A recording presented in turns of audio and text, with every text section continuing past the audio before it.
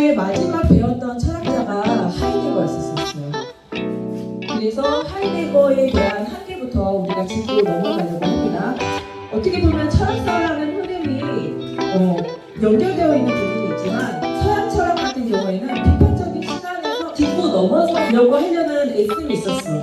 그래서 하이데거라는 이름이 등장하면서 그 다음에는 이 사람은 이런 게 한계가 있네. 그러면 나는 그 이론에 다시 발을 딛고 올라서서 더 높은 위치에서 그 사람 이론을 다시 조명하겠다라는 그런 시각이겠죠. 하이데거의 한계는 뭘까? 잊어버렸지. 그 전에 우리가 고대부터 다시 들어갈게. 고대 때는 무언가가 이론화되기 전이야. 그랬을 때는 세상을 어떻게 이해했지? 세상을 신화적인 차원에서 이해를 했어요. 그게 누구야? 플라톤. 그 다음에 플라톤의 제자 아리스토텔레스는 좀 더 직접적인 세계에 대해 내가 보는 거, 내가 느낀 거, 내가 들은 거, 내가 만진 거 그런 것들을 통해서 세상을 이해하려고 했기 때문에 분류를 통해서 내 경험을 통해서 세상이 분류됐었어요. 그리고 나서 중세로 넘어왔죠. 고대와 중세의 차이는 뭐가 있었어? 아까 우리가 이야기한 것처럼 고대는 도시국가 작은 도시였었어요. 아직 국가라는 것이 생기기도 전에 그리고 국가라는 것이 막 생겨난 그때는 아까 우리가 너무 중요한 이야기를 많이 했어. 왕의 권력이 어떻다고 얘기했어. 왕의 권력이 신격화되지 않았어. 그렇기 때문에 그때는 누구를 믿었어? 신들을 가져와서 믿었어. 오히려 신화적인 것들을. 그런데 이제 시대가 바뀌었죠. 고대에서 중세로 넘어가면서 제국화되었잖아. 선생님은 왜 철학사에서는 그렇게까지 표현되지는 않았지만 아리스토텔레스는 굉장히 소박한 사람인데 어떻게 알렉산더 대왕 같은 제자를 만들어냈을까? 라고 철학자들이 이야기를 하거든. 근데 선생님은 아리스토텔레스가 있었기 때문에 알렉산더 대왕이 나왔다고 생각을 해. 왜냐면 플라톤까지는 그 전의 세상은 굉장히 높아. 이데아적인 측면이야. 근데 그 시각을 아리스토텔레스가 어떻게 했어? 시선을 밖으로 돌린 거야. 세상 밖으로. 그러니까 신화적으로 접근한 게 아니라 내가 바라보는 세상 밖으로 내 시선을 돌렸기 때문에 보통 사람들이 플라톤은 위, 아리스토텔레스는 아래라고 얘기를 하거든. 그게 아니야. 손을 보면 아래가 아니야. 밖이야. 시선을 밖으로 돌린 거야. 손이 밑을 향하지 않아. 밖으로 향하고 있지. 그래서 시선을 밖으로 돌렸을 때 어떤 사건이 나타나? 정말로 국가라는 작은 단위의 도시국가가 제국화되었죠. 제국화된 도시국가에서 필요한 게 뭐였었어? 이 하리학교가 예를 들어서 하리학교가 100명일 때랑 300명일 때는 분명히 차이가 있어야 돼. 왜냐면 그것을 하나로 단합시킬 수 있는 무언가가 필요하잖아. 근데 그건 300명이 아니라 정말 엄청난 인원이야. 그 사람을 단합시키려면 뭐가 필요했다고? 왕이라는 것이 세워졌는데 그 왕에게 어떤 권력이 필요했어? 맞아, 신격화된. 바로 중세 때부터 무언가가 신격화된 권력이 필요했던 거야. 내 말을 무조건 따라. 그런데 보니까는 기독교라는 종교가 있는데 얘는 유일신을 믿는데 하나님 말이라면 100% 순종하잖아? 갖고 와, 국교화 시켜. 그러면서 왕의 권력이 절대화된 거야. 신이라는 존재가 어떻게 보면 그 절대성이 중세에 들어온 거야. 그런데 중세가 몰락하죠. 중세가 몰락하잖아. 코페르니쿠스 전에 여러 가지 사건을 통해서 신이라는 존재에 사람이 의심을 갖게 됐잖아. 그리고 그 의심을 데카르트의 이론을 통해서도 우리가 살펴봤죠. 의심하고 있는 나만 남아있는 상태에서 그러면은 세상을 어떻게 우리가 알 수 있을까? 그러면서 신이 위치했던 그 자리에 누가 위치하게 되죠? 인간의 이성이 위치하는데 그냥 단순하게 그냥 인간이라는 하나의 작은 개별적 존재가 아니라 절대화된 인간의 이성이 위치를 했어요. 왜? 신이 절대적인 신이기 때문에. 절대적인 신의 자리를 빼앗고 그 자리에 앉히려면 어느 정도는 대등한 관계가 되어야 되겠죠. 그때 절대적이라는 것을 우리가 어떻게 보면 등장시키는 배경이 된 거야. 그렇기 때문에 고대에서 공간은 장소적인 개념이 굉장히 컸어. 아리스토텔레스. 장소적인 개념이 굉장히 컸다면 중세를 지나서 근대에서의 공간은 장소적인 개념은 의미가 없어. 그냥 뭐 한 명 한 명 장소적인 것은 의미가 없고 절대적인 공간. 굉장히 큰 자리를 차지했죠. 그냥 지금 여기 있는 개를 하나 정도는 의미화될 수 없어. 절대적인 그것이 합당하다고 맞다고 생각하는 그런 장소로 공간이 장소라는 말은 거의 사라져버리고 공간이라는 것이 등장을 했죠. 그리고 나서 넘어온 게 바로 하이데거야. 하이데거는 그런 절대적인 공간에 비판을 하며 시간성을 갖고 와요. 시간. 그러니까 아무리 시간을 주장을 한다고 해도 나 혼자만은 안 되죠. 그 당시 다윈이라던가 그렇게 과학자들과 연결해서 진화론이 뭐야? 시간적인 측면에서 세상의 흐름을 설명을 하는 거거든. 무수히 많은 시간이 지났을 때 그렇게 작았던, 어떻게 보면은 그런 숲으로 존재했던 그런 물체들이 인간이라는 존재로 되었다. 라는 그런 것들이 공간의 개념이 아니라 시간의 개념이었거든요. 그 당시에 철학자들은 그런 다윈의 이론에 굉장히 많이 영향을 받았어. 그래서 하이데거도 자신의 이론을 실존을 얘기했기 때문에 장소적인 측면일 거라고 생각을 하지만 그렇게 깊게까지 장소적인 측면은 아니었었어. 오히려 시간적인 측면에서의 개별적인 나 존재를 드러냈다는 것에 대해서 차이가 있었죠. 드디어 나라는 존재가 다시 나타난 거야. 근대에서는 나라는 존재가 의미가 없었죠. 왜냐면은 너무 약한 존재잖아. 절대적인 존재가 될 수 없었잖아. 그렇기 때문에. 근데 하이데거는 양차 세계대전이라던가 여러 시대적 흐름을 거치면서 나라는 존재를 다시 끄집어 왔는데 문제는 뭐야? 푸코의 이론의 문제가 뭐라 그랬어? 한계가 뭐라 그랬어? 푸코 이론의 한계가 뭐야? 남자도 여자 될 수 있어. 여자도 남자 될 수 있어. 그런 게 중요한 게 아니라 각자의 존재가 다 의미화 될 수 있어야 돼. 우리가 어떻게 보면 권력적인 측면에서 남자는 이렇다라는 정의, 여자는 이렇다라는 정의에 의해서 우리는 그렇게 권력의 지배받은 거야. 각각의 존재가 다 의미화 될 수 있어. 라고 이야기를 하고 있잖아. 그 전에 조금 더 약간 딴 길로 세면서 우리가 이야기를 했을 때 마르크스와 푸코의 차이가 뭐라고 했어? 둘 다 권력을 비판해. 근데 마르크스는 뭐야? 상류층에 대한 비판이야. 그리고 하부계층에 대해 하부계층이 너희들 떠받들고 있으니까 지금 너희들이 이렇게 움직일 수 있는 거야. 결국 중요한 건 노동자야. 라는 거에 그쳐있기 때문에 지금 우리 이 시대에서는 마르크스의 이론이 한계를 부딪힐 수밖에 없어. 그리고 푸코는 뭐야? 지금 우리는 중상층 이상의 표준화된 시대를 살고 있지 다 하부층 노동자 계급은 아니잖아. 그렇죠? 그랬을 때는 마르크스 이론이 아니라 푸코의 이론이 사회를 비판하는 사람들이 갖고 오는 이론인데 그 이론의 한계가 뭐야? 하이데거랑 똑같아. 의미화될 수 없다는 거야. 차별금지법처럼 누구나 다 중요해. 권력이 지배받지 않고 소중해야 돼. 그랬을 때는 하나로 뭉칠 수가 없어. 그게 진보의 한계야. 한 마음으로 무언가가 연결될 수 없어.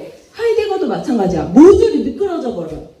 이것도 괜찮고 저것도 괜찮고 정말도 옳고 비록 세계의 존재로서 세상에 영향을 받는 그 공간 안에 속해 있는 존재이지만 그럼에도 현 존재가 세상을 바라보는 해석하는 현상학적으로 느끼는 그런 것들에 대해서 설명을 하는 것 결국에는 오히려 장소까지 매장되어 버리는 의미화될 수가 없다니까. 그러면 그 중에서 어떤 말이 정작 그것을 이론화할 수 있고 의미화할 수 있을까라고 했을 때는 계속 미끄러지는 또 다른 이론 될 수밖에 없다.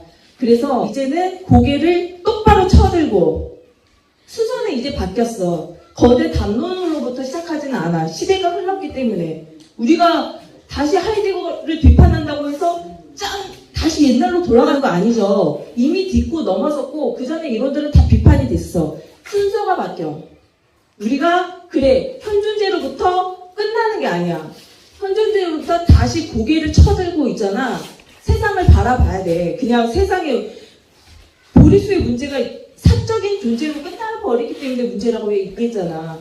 너희들 존재 하나하나 되게 소중한데 다시 고개를 쳐들고 직면해야 돼. 선생님 앞에 직면해야 되고 부딪혀야 돼.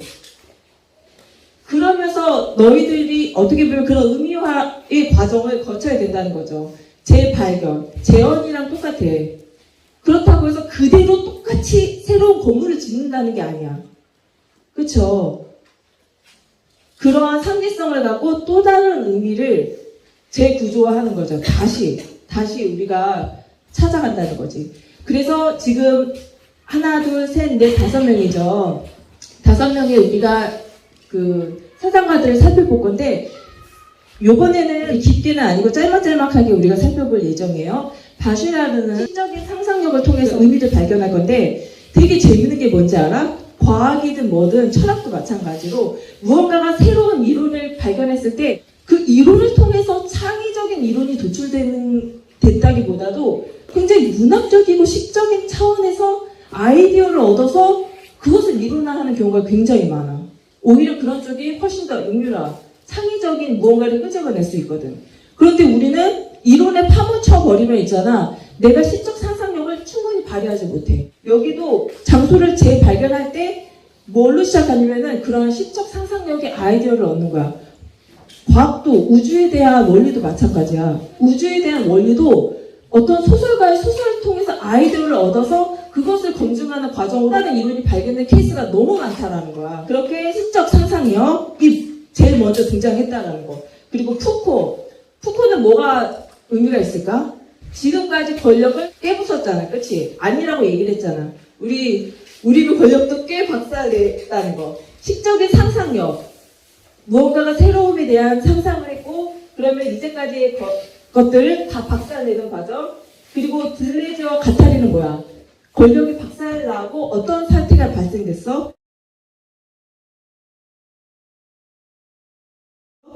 다 흩어졌겠죠. 그래서 유목주의 안에서 데리다, 그리고 어떻게 보면 데리다는 다시 회귀하는 게 있어. 예전에 선생님이라서 이런 설명을 했긴 했는데, 나라는 존재가 세상에 대해서 내 시선으로 세상을 바라보기 때문에 폭력적이지. 그게 왜 폭력적이야? 내가 주관적으로 얘를 판단하잖아. 나의 미의 기준으로 얘는 못생겼어, 얘를 잘생겼어 판단하잖아. 나는 나 자체만으로도 잘생겼는데. 그런 게 폭력이라는 거야. 주체가 폭력적이라는 것은 그런 말이야. 타자라는 존재가 그 자체로 존재하는데도 불구하고 내가 그 사람을 내 시선에서 바라보잖아. 그게 폭력인데, 그러다 보니까는 관계가 정복돼요. 주체라는 것을 먼저 생각하지 말자. 그러면은 굉장히 주관적으로 세상을 바라보잖아. 우리가 타자라는 존재에 무조건적으로 우리가 환대를 하자. 라는 의미를 갖고 오는 사람이 레비나스인데 문제가 있어. 참 선생님은 철학 공부하면서 되게 신기한 게 뭔지 알아? 끝까지 진짜 변화가 되려면은 끝까지 나가봐야지 이게 잘못됐다라는 것을 깨달으니까 문제야. 레비나스 같은 경우도 마찬가지야. 우리가 그동안 주체에 의해서 어떻게 보면 억압을 당했어. 그렇기 때문에 우리가 타자를 그 자체로 우리가 환대하고 수용하자라고 했을 때 그게 너무 극단으로 치닫아. 만약에 타자가 나한테 칼을 들이대고 돈 내놔. 그러면 어떻게 해야 돼? 레비나스는 돈 줘야 돼. 딸기를 1000대 때렸어. 그러면 어떻게 해야 돼? 맞아줘야 돼. 굉장히 이론적이죠. 형이상학적. 이론적이라는 것이 실질적이지 않다는 뜻이 형이상학적이라고 표현이 되는 부분이 있어. 그래서 데리다는 법적인 차원을 구분을 시켜요. 너 강도가 와가지고 네 목숨을 내놔. 그러면 어떻게 해야 될 거야? 그냥 목숨 내어줄 거야? 아니잖아. 아니라는 거야. 다시 어느 정도의 울타리가 쳐지고 있는 상황인 거야. 울타리가.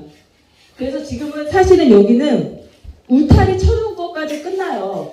그리고 이제 이후에 알렌 바디우라는 사람은 다시 진리가 있다라고 이제 언급하는데 여기는 데리다까지야. 그럼 얘는 누굴까? 이드가레이는 젠더 관계에서 설명하는 거야. 그렇기 때문에 이 사람들과 좀 더 결이 다르긴 하지만 그래도 우리 이 시대에서는 좀 더 언급할 필요가 있다. 그리고 이제 바슐라르예요. 뭐라고 써있지? 처음에 우리는 장소를 바꾸는 게 아니라 우리의 본성을 바꾼다라고 얘기를 했죠.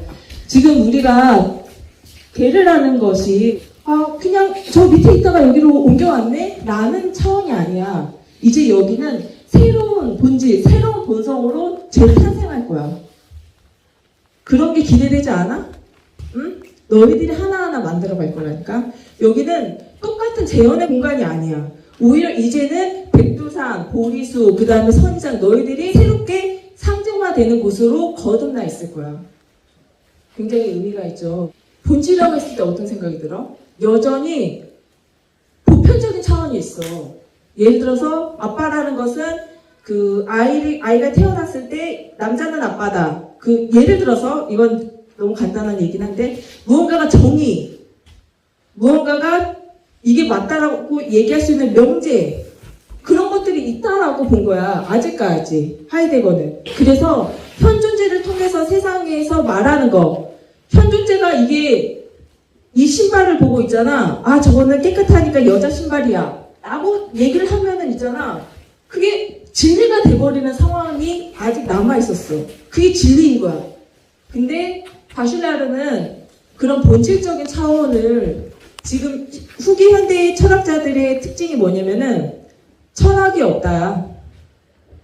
반철학. 신도 없다잖아. 신만 죽인 게 아니라 철학은 없다. 진리는 없다. 라는 게 후기 현대 철학이거든.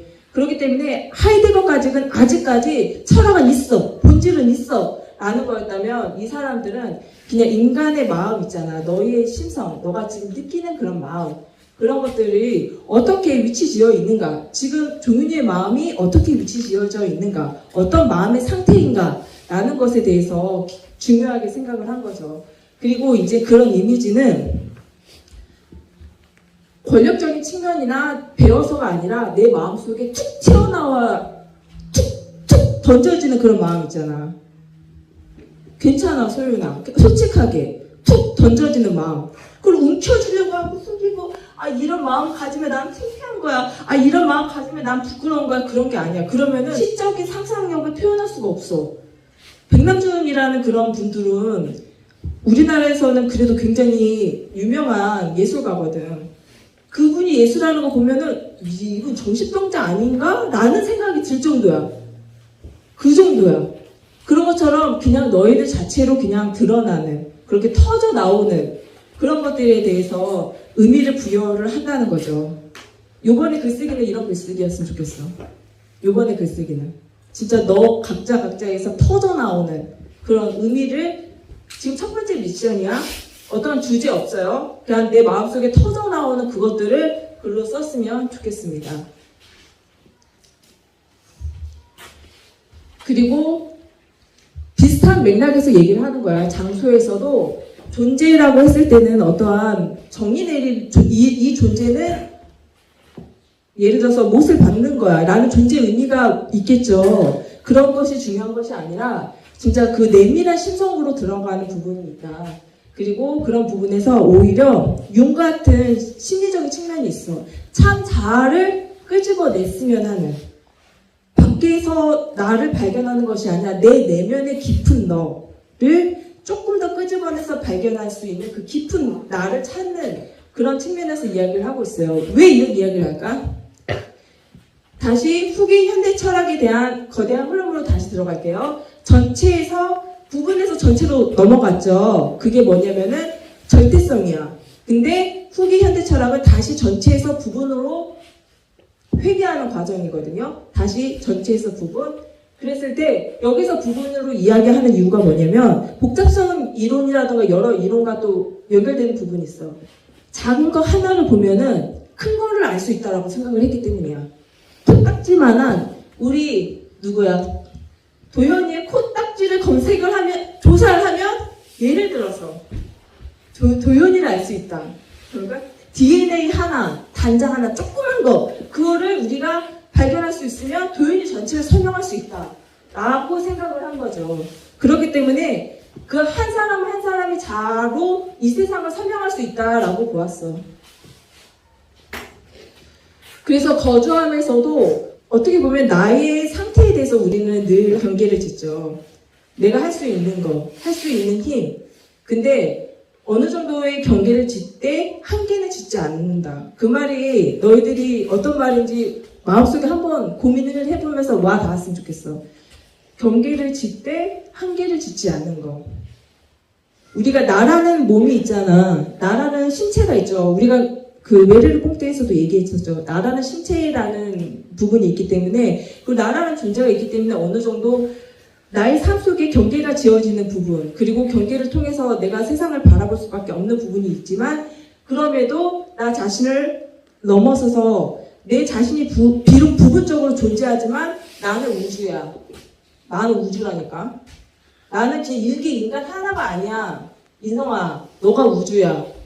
그랬을 때는 어때? 나는 이 몸뚱아리에 들어있긴 하지만 나 우주라니까. 그런 측면에서 자기를 넘어서서 그렇게 좀 생각을 했으면 좋겠다. 그리고 이제 거주하는 것에서도 그러면 나 이게 좁아 터진 곳에 거주한다. 그런 의미를 넘어서 있다라는 것을 생각을 하고 있으면 좋겠어요. 오히려 우리는 중심화되고 있지만 중심화하는 존재라는 거. 그리고 두 번째, 이 푸코인데 지금 여기서 이야기하는 거, 푸코 하면 생각나는 게 뭐가 있었어? 우리 푸코 배웠잖아. 푸코 하면 생각나는 거. 그리고 파워티콘, 그리고 제일 생각나는 거 바로 나와야지. 권력, 그리고 감옥에 대한 이야기를 하고 있었잖아. 그치? 감옥. 시대별로 달라지는 그 처벌, 그리고 그런 행위에 대해서 변화를 이야기를 하고 있잖아. 푸코가 여기 등장한 이유는 그런 공간적인 측면을 장소적인 차원에서 설명한 부분이 있기 때문에 또 여기 등장하는 부분이 있어요. 그전에는 거대 담론으로서 꼬리를 물고 그리고로 이론이 전개됐어. 변제법적으로 앞에 사람을 비판하고 이론이 됐어. 그럼 계보학은 뭘까? 나는 이거를 보고 싶어. 감옥. 그러면은 지금의 감옥부터 다시 쳐 올라가는 거야. 다르죠. 이전 사람들은 고대부터, 이 사람도 마찬가지야. 고대부터 중세부터 근대부터 현대라고 했으면 푸코는 아니야. 내가 지금 보고 싶은 거. 나는 지금 이 시대가 잘못됐다고 생각을 하거든. 그러면은 내가 보고 싶은 거기서부터 다시 치켜 올라가서 무엇이 잘못됐는지를 파악하겠어. 라고 하는 게 계보학이에요. 그것을 지금은 이전까지는 하이데거는 시간을 통해서 설명을 했다면 푸코는 사실은 자기가 공간을 중심으로 보겠다라는 구체적인 공간론을 설명하지는 않았어. 근데 그의 책들을 보면은 자기는 역사라고 이야기를 하지만 공간을 중심으로 한 역사를 거꾸로서 쓰고 있기 때문에 푸코야말로 진정한 공간으로부터 도망쳐 나와서 공간은 굉장히 절대적인 거라고 얘기했어. 장소적인 의미, 지금 내가 서 있는 여기에서부터 쳐 올라가는 그런 의미를 드러냈다. 그래서 의미 있다라고 이야기를 하고 있죠. 그리고 다음 몇 명 남았어? 3명 남았어요. 들레즈와 가타리. 보통 들레즈는 철학자고 가타리는 정신분석학자예요. 그래서 그 둘이 만들어낸 여러 가지 이론들이 굉장히 이슈가 되고 있는데 이 사람들의 이론이 왜 특별히 이슈가 됐을까? 들레즈가 이런 얘기를 하고 있거든. 마르크스의 수염을 촥 쳐버려. 그런 이론이 자기 이론이래. 그 말이 무슨 말이야?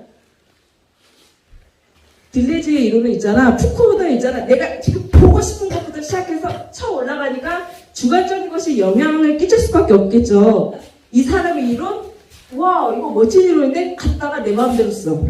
우와, 저 사람 이론도 멋진데 갔다가 내 마음대로 써. 헤겔의 이론? 마르크스의 이론? 수염 다 깎아버려. 그 말이 있지. 들레즈가 쓴 철학사의 서론에 나오는 표현이야. 수염을 깎아버리는 이론이 내 이론이다. 나는 대놓고 얘기해. 나는 내가 왜 플라톤의 신의 역할을 해야 돼?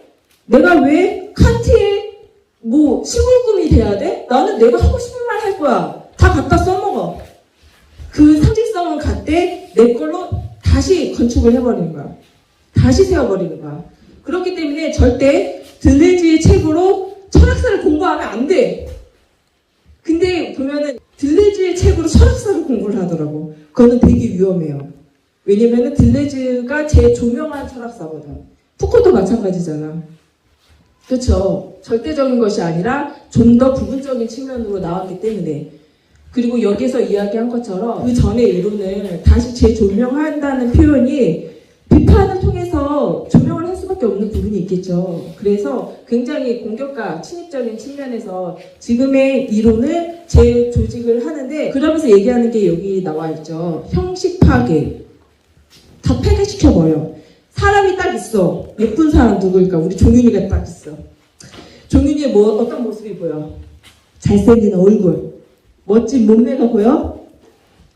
들레즈는 있잖아. 저 껍데기를 다 벗겨버려. 되게 잔인하죠. 우리가 본다는 것 자체가, 신체라는 것 자체가, 우리는 신체 하면 보여주는 게 이게 신체라고 생각해. 근데 보이지 않는 그것을 끄집어내고 싶은 거야. 잔인한 게 아니야. 네 내면의 심장, 네 내면의 간, 네 내면에 뭐가 있어 또 지연이. 여러 가지 신체가 있겠죠. 그쵸? 끄집어내서 크게 넣어야 완전히 형식이 파괴되고 있죠. 빌리지가 이야기하고 있는 베이컨이라는 미술가의 예를 많이 들거든. 그 사람의 그림을 보면 너희들한테는 보여줄 수 없을 정도로 굉장히 잔인해. 근데 그게 잔인하기 때문에 끔찍하기 때문에 우리가 보지 말자 그런 게 아니라 그 그림이 담고 있는 이 의미가 있어. 우리가 어린아이들은 순수하고 예뻐 라는 형식 자체도 다 깨부시자는 의미거든. 아름다움에 대해서도 심장이 나오면 징그러워. 그런 생각을 어떻게 갖게 됐어? 나도 모르게 그런 권력에 우리가 내면에 지금 다 흡수되어 있는 거야. 심장이 여기 꺼내줘서 너희들한테 보여주면 와 자연의 신비 너무 아름답다가 아니라 징그러워. 그렇게 생각을 하잖아. 그쵸? 그런 것들 자체가 다 다시 한번 우리가 생각을 해보자. 홈파인 공간과 매끄러운 공간에 대해서 이야기를 하고 있거든. 이건 교수님께서 더 잘 아시는 내용인데 우리는 알게 모르게 나는 아니라고 생각하지만 내가 맞다라고 생각하는 이론들이 기존에 이미 너희들 안에 내 이데올로기로 작동되고 있는 이론이야. 굉장히 고정관념이 우리 성민이도 아주 짙죠. 그런 것에서 벗어나서 매끄러운 공간으로 우리가 조금 탈주하자라는 의미죠. 홈파인 공간은 뭔가가 셀 수 있다라는 것은 있잖아. 명확한 거야. 보이는 거. 근데 매끄러운 공간은 어때? 셀 수 없어. 막 진짜 홈이 몇 개인지 우리는 셀 수 있잖아. 홈이 파져 있으면. 매끄러운 공간에서는 뭐를 우리가 설명을 할 수 있겠어? 물을 부었어. 홈파인 공간에서는 홈으로 물이 다니겠죠. 매끄러운 공간에 물을 부었어. 그럼 그 물이 어디로 갈까? 알아 몰라? 몰라. 그럼 굉장히 혼란스러운 세상이 되겠죠. 그러면 그걸로 끝내야 될까? 와, 우리는 지금의 권력으로부터 도망가자. 그리고 우리가 매끄러운 공간으로 나아가자. 그게 끝이 아니야. 들레즈가 얘기하고 싶은 것은 그게 끝이 아니라 다시 재영토화를 이야기를 하고 있어요. 다시 무언가를 다시 의미화하는 거. 만약에 아까 그 건물이 있었죠. 아까 그 건물이 있는데 쌍둥이 건물 그 테러 사태로 다 붕괴졌어. 그거를 재의미화, 상징화하지 않으면 어떻게 되겠어? 100년, 200년, 300년 지나면 역사 속에서 완전히 사라져. 완전히 사라져. 하려기도 마찬가지야. 너희들이 걔를 이야기를 책으로 쓰지 않으면 어떻게 되겠어? 완전히 사라져. 지금 100년 교수님이 살아있을 때까지는 살아있어. 너희들이 죽을 때까지도 살아있을 수 있어. 그게 끝이라니까. 역사 속에 플라톤이 우리에게 지금까지 전달되고 있는데 그 시대에 플라톤만 있었을까? 아니야. 플라톤이 우리가 그렇게 위대한 철학자로 남는 것은 플라톤이 쓴 책이 유일한 첫 번째 책이었어. 그 전의 책들은 다 소실됐어. 단편으로만 한 장 한 장 남아있는 기록만 간신히 보고 얘가 이런 이야기를 했겠구나 라고 유추할 뿐이야. 유일하게 남아있는 첫 번째 책이 철학책이 플라톤 책이었었어. 그것처럼 걔를 책으로 끝나는 거 아니야. 여행을 가서도 여행책도 써야 마무리 지어야 되죠. 모든 활동들이 다 책으로 나올 거야. 성민아, 너의 이야기가 책에 나올 거야. 중3인데 중1 수학을 하고 있다 라는 것으로 시작돼서 그러면은 내가 어떻게 클지 선생님도 굉장히 도전적인 측면이 있겠죠. 기대가 되는. 우리 여기 어디야? 몽골이잖아요. 그쵸? 끝도 보이지 않는 길이 없었잖아. 되게 신기했죠. 갑자기 길이 만들어져 있는데 길이 없는 곳으로 막 갔잖아. 그래서 그런 우리의 조금 이렇게 탈영토화된 길이 없는 곳으로 갔을 때의 그런 오히려 핸드폰도 필요 없어. 그 사람들은 분명히 핸드폰이 있는데도 길을 잃어버린 사람한테 어떻게 얘기해? 핸드폰으로 전화하니?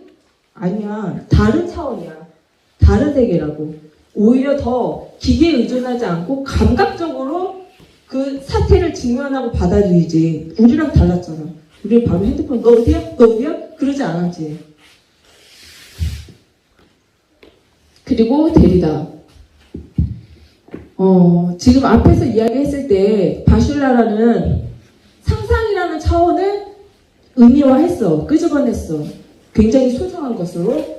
그리고 푸코 같은 경우에는 그런 우리 안에 내재되어 있는 권력, 그것을 무조건 따르지 말자. 이게 정답은 아니야. 라는 생각을 갖겠다면 들레즈 가타리는 우리가 그러면 유목적인 삶으로 우리가 나아가자. 그리고 마지막 데리다. 데리다가 이제 데리다는 사실 철학자는 아니에요. 비평가, 문화 비평가. 그렇기 때문에 데리다의 이론이라는 것은 어떻게 보면은 새 것이라고 얘기하지는 않아. 그것을 비평하면서 나의 걸로 새 조명하는 부분이 있죠. 그리고 이제 짓는다 등등 짓는다라는 표현을 쓰는데 글을 짓고 건축을 짓고 그 모든 것을 짓는다라는 의미를 다시 한번 재조명한 것이 데리다입니다. 지금 건축 하나를 갖고 왔죠. 그래서 우리가 지금 원래는 이 공원은 원래 있었던 공원이었었어. 원래 있었던 공원에다가 하나하나의 사건화 시키면서 건물을 다시 짓는 거야. 원래 있는 건물에다가. 어떻게 보면 우리가 건물을 지어 라고 하면은 건물을 하나 짓고 딱 끝나는 건물이 아니라 그 건물 안에 우리들의 하나하나의 사건이 그 건물 안에 표현될 수 있는 건물이라는 어떠한 규정된 틀도 필요하지만 다시 그 안에 너희들의 이야기도 들어있는 그런 측면에서 설명을 하고 있어요. 그리고 마지막 선생님 이 마지막 책은 있잖아. 19세 금이야. 그래서 있잖아. 깊게는 안 들어가려고 그래.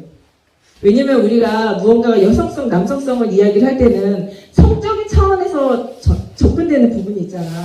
그래서 깊게는 안 들어가고 이 여자 철학자가 하고 싶은 말은 이거야.